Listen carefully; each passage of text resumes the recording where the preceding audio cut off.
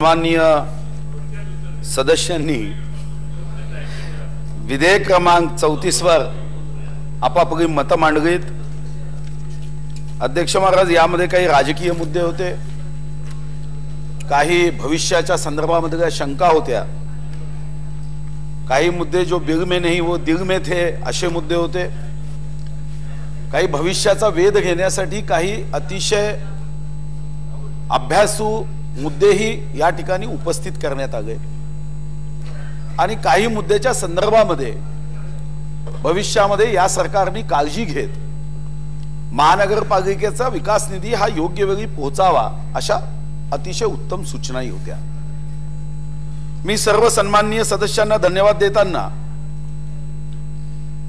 या विधिमंडळाच्या व्यासपीठाच्या माध्यमातून महाराष्ट्राच्या तमाम नागरिक क्षेत्रात राहणाऱ्या जनतेला आश्वस्त करतो की आपण कुठेही विकास निधी हा नुकसान भरपाईच्या स्वरूपामध्ये देताना यामध्ये राज्य सरकारला आपण कायद्याच्या चौकटीत बांधलेलं आहे।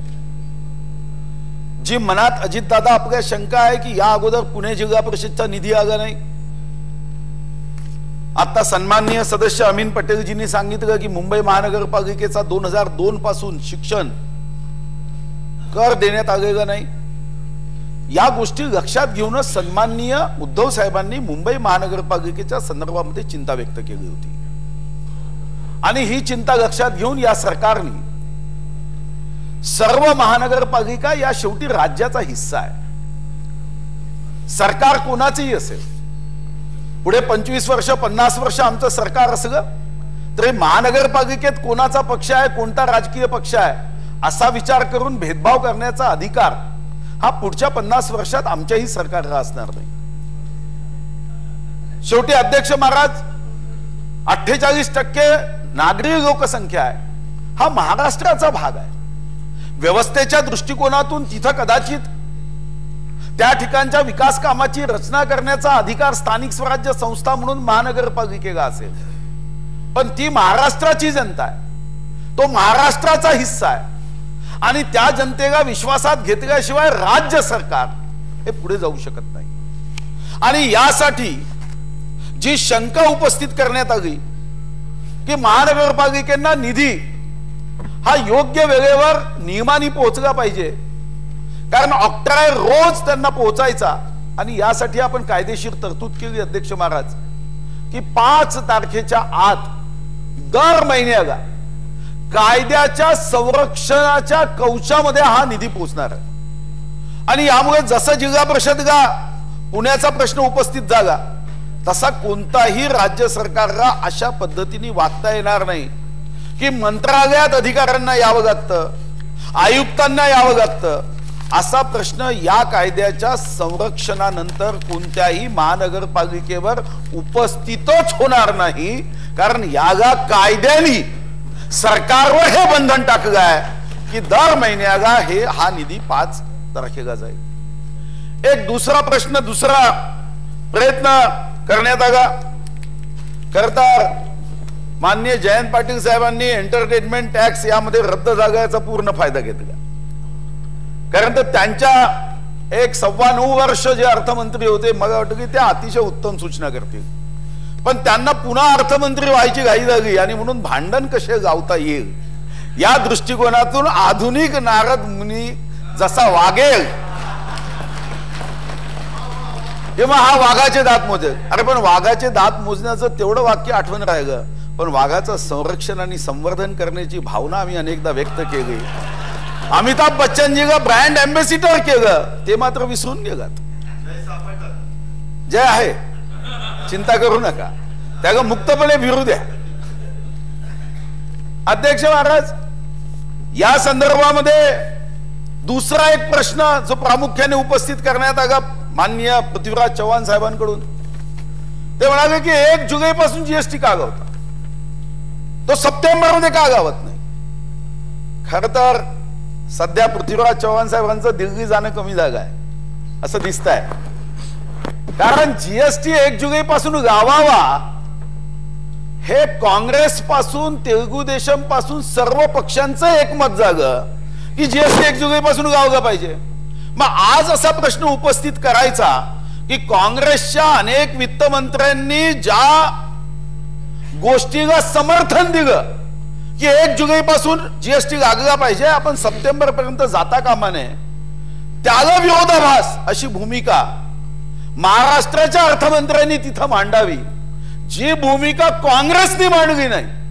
काँग्रेसने सुद्धा 1 जुलैपासून जीएसटी कायदा लागावा याचं समर्थन केलं आणि त्यासाठी वेगाने बैठकी होत आहेत, वेगाने काम होत आहे, युद्ध पातळीवर काम होत आहे.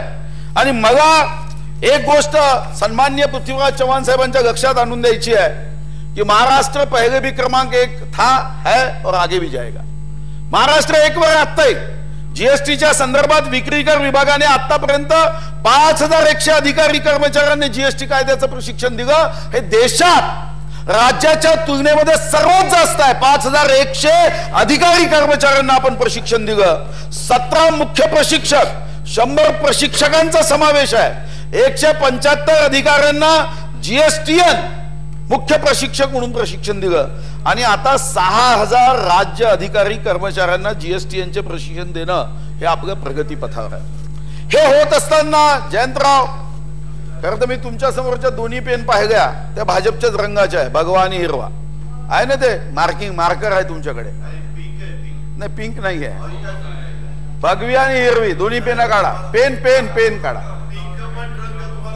ते फक्त तुम्हाला दाखवण्यासाठी प्रयत्न करताय. त्यांच्या मनात आता भगवान हिरवा रंग पूर्ण भरलेला आहे. ते 2 पेन आहेत, काढा तुम्ही, मी सांगतो.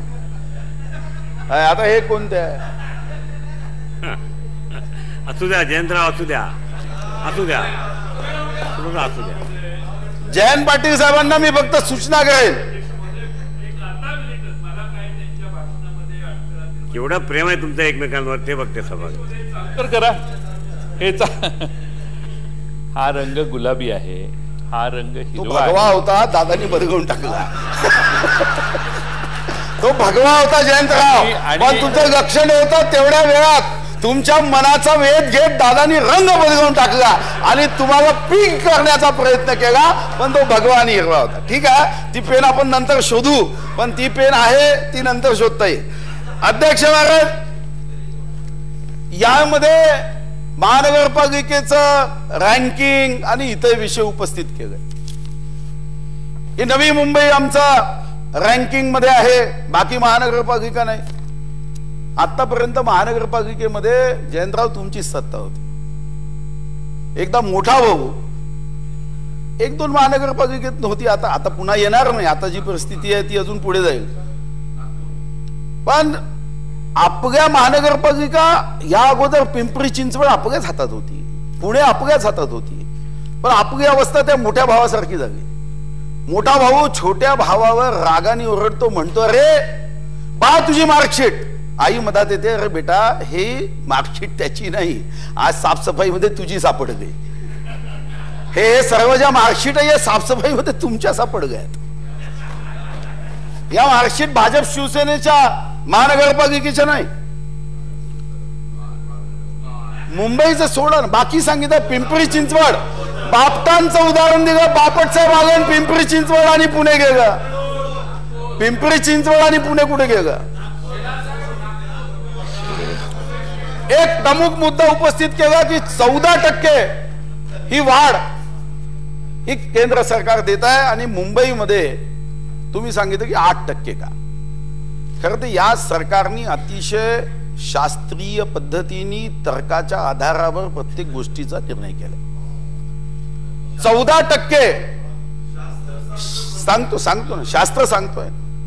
14% वाढ ही अध्यक्ष महाराज केंद्र सरकारने 5 वर्षासाठी देऊ केली आहे. 5 वर्षानंतर ती दिली जाणार नाहीये. मुंबईचा विचार करताना गेल्या 10 वर्षाचं जेव्हा आपण ऍव्हरेज काढलं तेव्हा हायएस्ट आकडा 2016-17चा येणारी रक्कम आणि 10 वर्षाचा ऍव्हरेज जेव्हा काढलं तेव्हा 4%, 4.5% त्यामध्ये वाढ होती. आपण त्याच्यापेक्षा दुप्पट वाढ देण्याचा निर्णय केला. जी 4%, 4.5% 10 वर्षाचा ऍव्हरेज आहे आणि आधार वर्ष हे जीएसटी मध्ये 15-16 आहे. पण आपण 15-16 धरलं नाही, कारण मुंबईच्या जनतेवर या सरकारला विकासासाठी निधी देण्याची भूमिका आहे. आणि उद्धव साहेबांनी जेव्हा हा प्रश्न उपस्थित केला तेव्हा वाढ ही तर्कशास्त्रावर दिली की 10 वर्षामध्ये 4-4.5% वाढ आहे, आपण ती 8% दिली पाहिजे.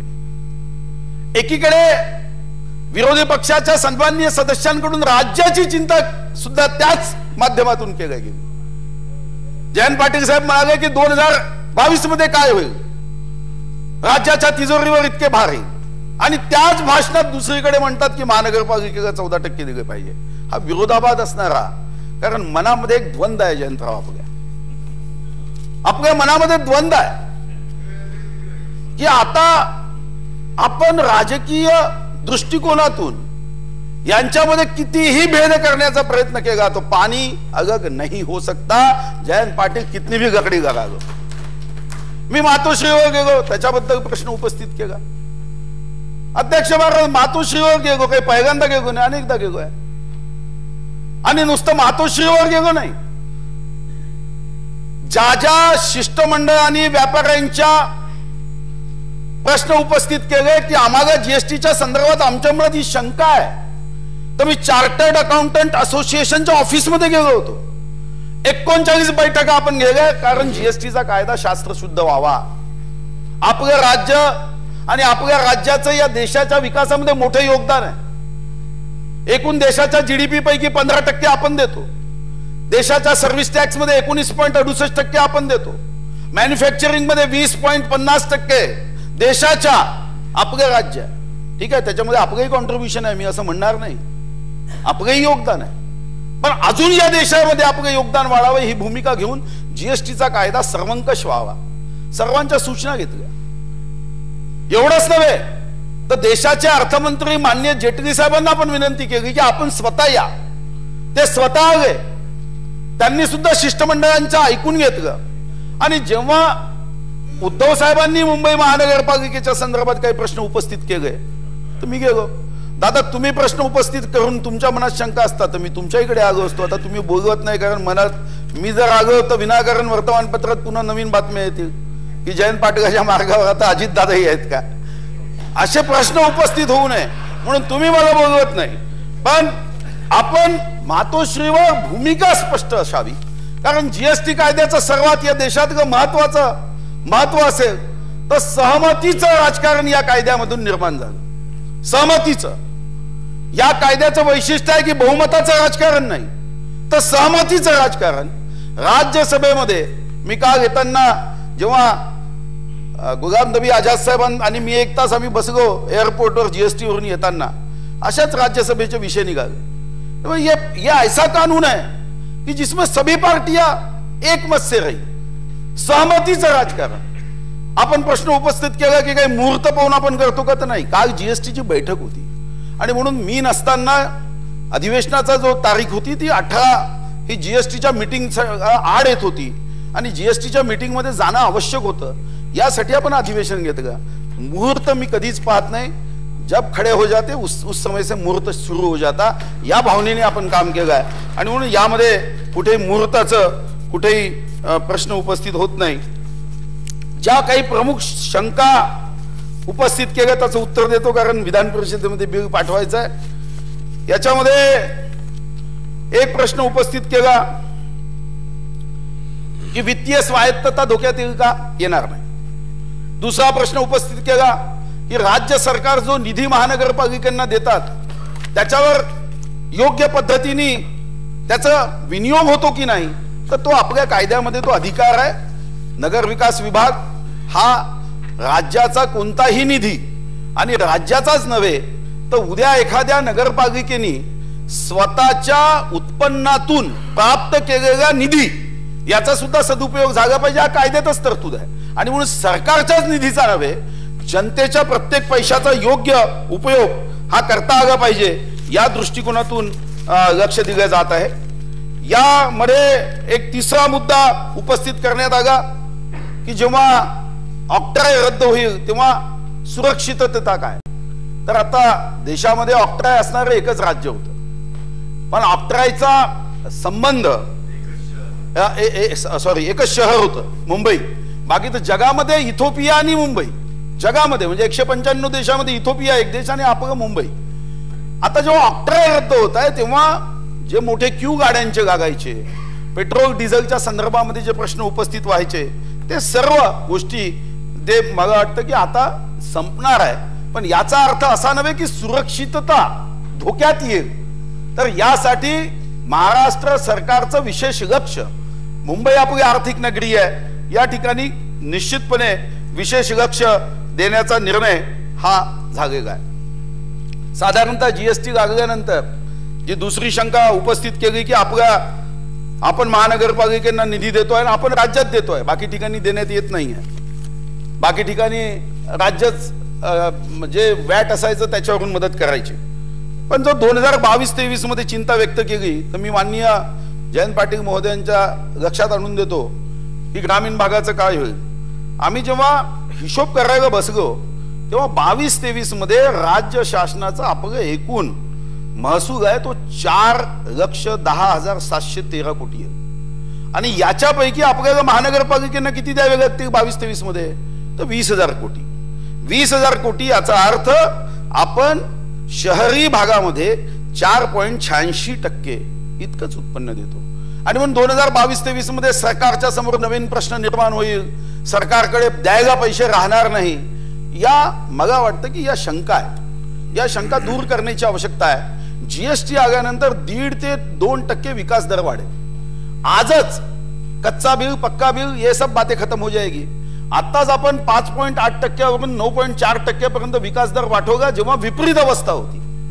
यापुढे तर महाराष्ट्र अजून वेगाने प्रगती करेल. आणि मग महत्वाचा प्रश्न उपस्थित होतो की महानगरपालिकेला जी मदत आपण 8% आज देतो, जी सरासरी 4-4.5% होती, ती वाढवता येईल का? हो.